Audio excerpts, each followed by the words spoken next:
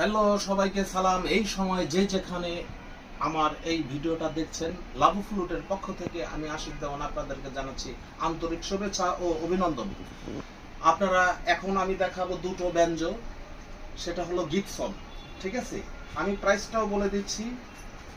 একটা 4 স্ট্রিং, যেটা দেখছেন আমার হাতে, এটা হলো 4 স্ট্রিং। এই দেখেন 4 স্ট্রিং। আমি পিছনটাও দেখাচ্ছি,